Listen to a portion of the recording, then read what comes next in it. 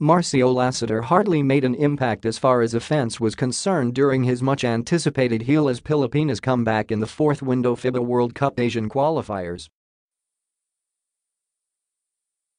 Donning the tricolor jersey he last wore in 2011, Lassiter was naturally expected to shoot the lights out.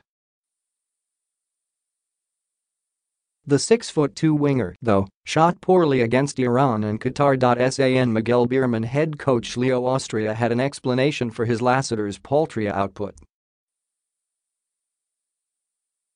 "If you noticed, he was scouted.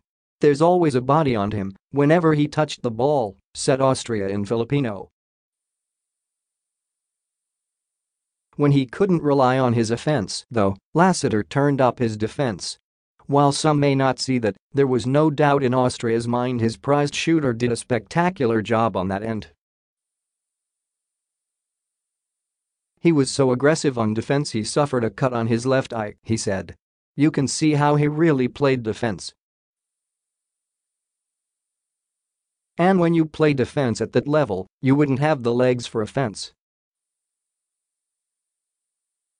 But there was a stark contrast with what happened during the resumption of the San Miguel Beermen's campaign in the PBA Governor's Cup on Friday. The fourth overall pick in the 2011 draft was deadly as ever from the three-point area. He was instrumental in the Beermen's masterful 143-119 win over Colombian Dip after torching his foes with 6 three-pointers on his way to 28 markers.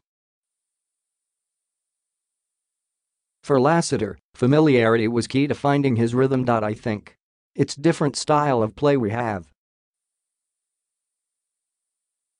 I'm on a team I've been with for quite some time. I got a pass first point guard. He's always looking for our shooters.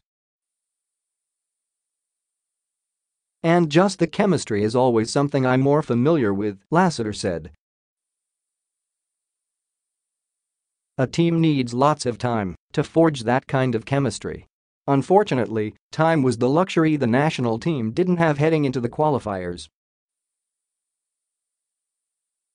I just feel like if we can get more familiarized with the offense, sharing the ball is probably key.